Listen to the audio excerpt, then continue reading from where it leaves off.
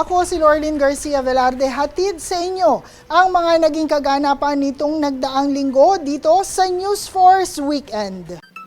Sa ulo ng mga balita, warrant of arrest inilabas ng Sandigang Bayan laban kay Senador Jinggoy Estrada. Senador Sherwin Gatchalian, acting Senate President at Senate President pro tempore. Senado nagluklok rin ng mga bagong committee chair. Pwesto sa Senate Presidency, pinagtutuunan ni na Senador Sherwin Gatchalian at Senador Alan Peter Cayetano. Vice President Sara Duterte nagmensahe kay ex-Cavite Representative Kiko Barsaga matapos ang expulsion sa Kamara. Semiconductor industry ng Taiwan bukas sa mas malawak na ugnayan sa Pilipinas. Utang ng Pilipinas bahagyang bumaba sa 18.47 trillion pesos. Atas at pantay na balita, komprehensibong ulat para sa pulso ng masa.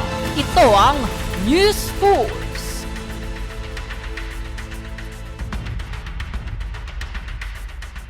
Para sa pangunahing balita nitong nagdaang linggo, 5th Division ng Sandigan Bayan nag-issue ng warrant of arrest para kay Senator Jinggoy Estrada noong Lunes para sa kanyang kinakaharap na 573 million pesos plunder case na may kinalaman pa rin sa maanumalyang flood control projects. Ang kasong ito ay non-bailable. Noong nakaraang linggo lamang bago nung Lunes ay nag-post ng bail si Estrada sa Sandigan Bayan na nagkakahalaga ng 90,000 pesos para sa kasong graft. Dumating sa Senado nung Lunes ang PNP Criminal Investigation and Detection Group o CIDG at dumating din ang Department of Interior Local Government Secretary na si John Vic Remulla. Si Senator Estrada ay na-detain sa New Quezon City Jail sa Payatas at nagtungo sa Sandigan Bayan noong ika-4 ng Hunyo para dumalo sa kanyang arraignment.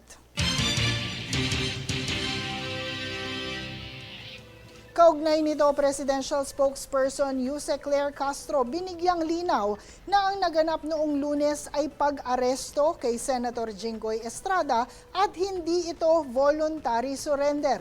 Ayon kay Castro, si DILG Secretary John Vic Remulla ay nasa Senado upang iserve ang warrant of arrest, subalit humingi lamang ng pagkakataon si Estrada na makapagsalita sa ginawa niyang press con. So in other words, nauna po ang pagsisilbi ng warrant of arrest bago sa kanyang press con ni Senator Jinggoy Estrada. So matatawag po itong pag-aresto dahil hindi po voluntaryong pumunta si Senator Jinggoy Estrada mismo sa mga law enforcers, hindi pumunta sa CIDG, sa PNP o sa korte sa Sandigan Bayan. So, tama po ang pananaw ni Secretary John Vic na hindi po ito voluntary surrender kung hindi pag-aresto.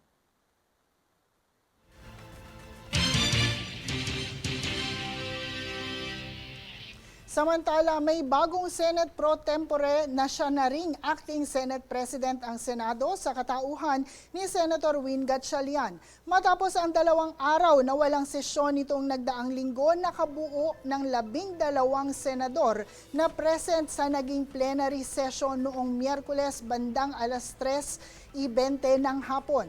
Ang dating 11 senador ng minority ay naging 12 sa pagdalo ni Senator Chis Escudero. Matapos ideklara na bakante ang lahat ng posisyon sa Senado, agad na nagluklok at naluklok si Senator Gatchalian bilang Senate President pro tempore at acting Senate President. Nanumpa si Gatchalian kay Senator Tito Soto.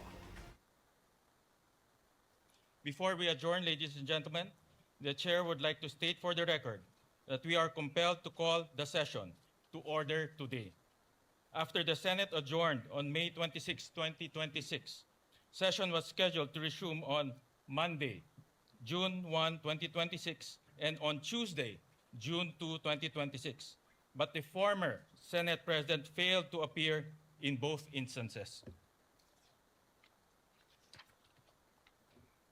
Further, Article 6, Section 16(5) of the Constitution provides that neither House shall, during sessions of Congress, adjourn for more than 3 days without the consent of the other House. The Senate has been adjourned and unable to resume session for the past 2 days, placing us on the brink of constitutional violation had we not convened today. Thus, in the absence of a duly consulted postponement and the continued absence of the former Senate President pro tempore, and members of the majority, we are compelled to call the session to order. The quorum of 12 is based on majority of 22 senators, over whom jurisdiction can be obtained by the Senate. This is in full accord with the ruling of the court in Avellino versus Cuenco, that an absolute majority of 12 out of the 23 members can constitute a constitutional majority of the Senate for quorum purposes, and with precedent, specifically the May 5, 2015 session, where the quorum was based on 17 available senators, with 7 others beyond the Senate's coercive jurisdiction. Thank you. At dahil idineklara na ring bakante ang mga posisyon sa Senado, ay nagluklok na rin sila ng mga bagong committee chair. Maging ang Senate Secretary at Senate Sergeant at Arms ay napalitan na rin. Samantala, si Senator Juan Miguel Zubiri ang chair ng Committee on Rules at si Senator Erwin Tulfo ang chair ng Committee on Accountability of Public Officers and Investigations or mas kilala bilang Blue Ribbon Committee. You have to give me time until Monday next week kung sino po at yung oras po at exactly 9 a.m. on Monday there will be a blue ribbon hearing. Samantala, sa pahayag ni Senator Chis Escudero sa kanyang social media site, hindi ito usaping politika at hindi rin pagpili ng pinapanigan. Kung hindi ito ay paninindigan para sa Senado at sa tungkulin. Aniya, ang naaapektuhan na ay ang kakayahan ng Senado na gampanan ang tungkulin kung kaya't ito ang naging basihan ng kanyang pasya. Kaugnay pa rin ito, kinilala na ng Malacanang ang liderato ni Senator Win Gatchalian bilang acting Senate President. Ayon kay Yuse Claire Castro, kung anuman ang ibibigay na mensahe ni Gatchalian sa Pangulo, ay ito na ang kanilang tatanggapin. But as far as the palace is concerned, kinilala na po natin ang liderato ni acting Senate President Sherwin Gatchalian. So, kung ano man po ang kanyang ibibigay na mensahe sa ehekutibo, yun po ang ating kikilalanin. So, the minority is now the group of Senator Alan Cayetano. So, sino ba dapat na masunod? Majority o minority?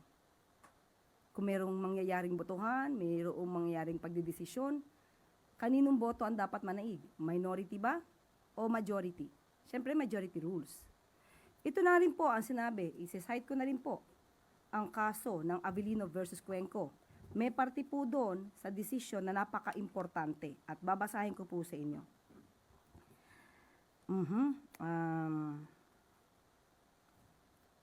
And I quote, "It would be most injudicious to declare the latter, referring to Avellino with 11 votes, as the rightful president of the Senate, that office being essentially one that depends exclusively upon the will of the majority of the senators.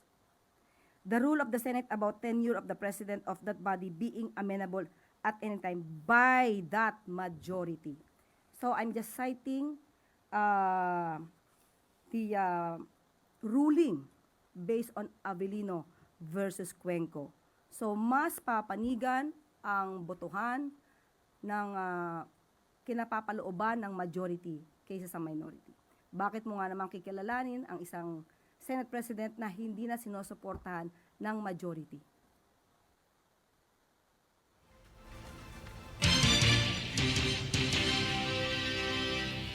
Kaugnay pa rin ito, patuloy ang tensyon sa Senado matapos kapwa igiit ni na Senator Alan Peter Cayetano at Senator Win Gatchalian ang kani-kanilang panig sa usapin ng pamumuno sa mataas na kapulungan.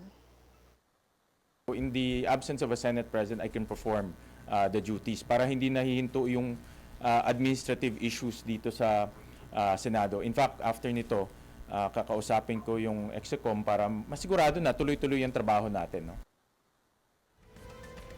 Samantala, iginiit naman ni Cayetano at ng kanyang mga kaalyado na sila ang lehitimong mayorya at dapat magpatuloy ang mga gawain at proceedings sa Senado. Ayon naman kay Gatchalian, personal ding nagtungo sa Senado si Interior Secretary John Vic Remulla upang matiyak na maayos at mapayapa ang sitwasyon sa loob ng gusali. Nagpalabas din si Gatchalian ng memorandum na nagpapahintulot sa mga Senate personnel na umuwi sila alas 10 ng umaga Huwebes para umano sa kanilang kapakanan habang walang nakatakdang Blue Ribbon hearing nung araw na yon. Kinwestiyon naman ni Cayetano ang naturang hakbang at nagbabala ng posibleng legal consequences kung maantala ang mga proceedings habang hinihikayat ang Senate staff na suportahan ang trabaho ng mga komite. I-assume nyo na. Hindi ko sinasabing tama ha, mali yung ginawa nila kapon. I-assume nyo na 100% tama yun. I-assume nyo. Did they elect my successor? And when their successor shall be elected, they did not elect my successor. So I am still Senate President.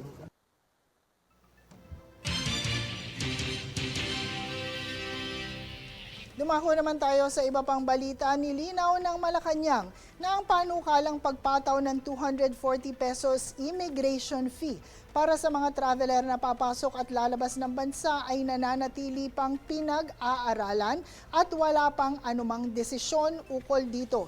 Hinimok din ni Palace Press Officer Claire Castro ang publiko na huwag munang mag-alala sa nasabing fee dahil kasalukuyan pa lamang itong nasa ilalim ng pagsusuri.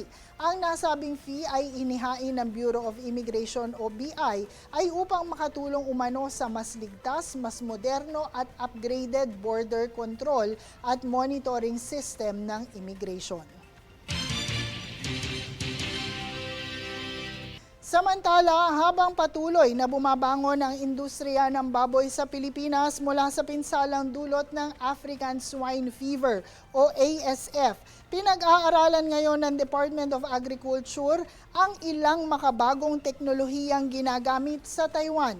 Kabilang dito ang Smart Pig Farm System na tumutulong sa pagpapataas ng produksyon ng baboy habang pinapalakas ang biosecurity laban sa mga nakakahawang sakit. Mula sa Taiwan, nag-uulat si Jade Buhoy. Patuloy na bumabangon ang industriya ng baboy sa Pilipinas mula sa epekto ng African Swine Fever o ASF na nagdudulot ng malaking pagbaba sa bilang ng mga alagang baboy sa bansa mula pa noong taong 2019. Dahil dito, target ng Department of Agriculture o DA na maibalik sa humigit kumulang na 13 million pig population sa bansa at makapagdagdag ng 6 million hogs pagsapit ng 2028 upang mapalakas ang lokal na supply ng karneng baboy. Kasabay ng mga hakbang na ito, tampok sa Taiwan ang paggamit ng Smart Pig Farming System. Gumagamit na nga sila ng smart technology sa pangangalaga ng baboy o yung farm ng mga baboy. Ultimo yung pagkain nila ay gumagamit din ng pamamaraan ng smart technology, pati din yung paglilinis nila. Naniniwala sila and batay sa kanilang pananaliksik, makakatulong ito sa produksyon, pati din yung mas malinis na pangangalaga sa mga inahin, pati sa mga beek, dahil nga alam natin na talamak talaga yung pagkalat ng ASF.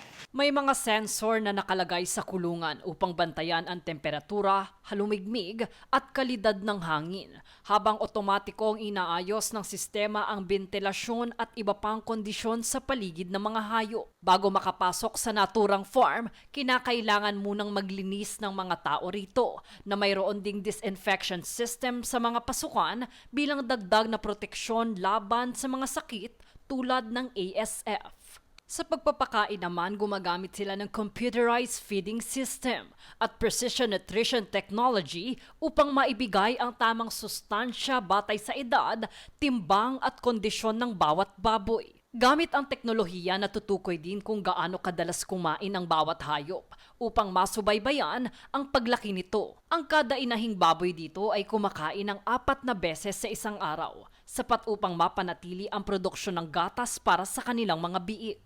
Samantala, ang lahat ng datos mula kapanganakan, pagbabakuna, kalusugan at paglaki ng mga baboy ay nakarecord sa digital system para sa mas maayos na traceability o talaan ng impormasyon ng mga produkto. Kung saan sa mga operasyong isinasagawa sa Taiwan, malaki ang papel ng artificial intelligence technology. Data is really important, and only through technology you can get concrete data and be stored in devices where we can transfer easily.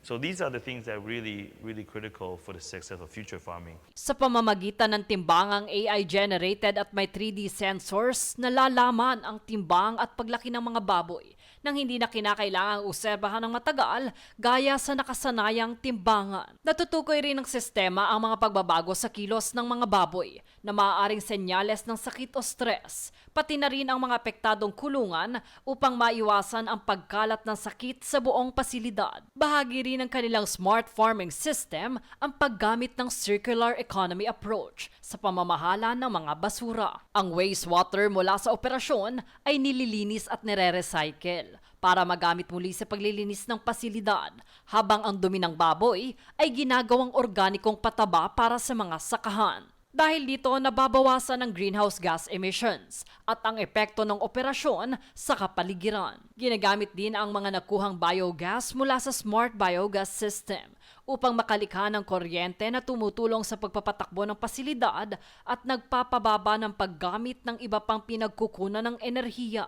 Ayon sa nasabing korporasyon, layunin ng kanilang sistema na mapanatili ang mataas na produksyon habang isinusulong ang animal welfare, kaligtasan ng pagkain, pati na rin ang pangangalaga sa kalikasan. If the country decide that we want to have such certain sustainability locally, you don't even have enough to supply locally, and you rely heavily on import, then perhaps your strategy could be different.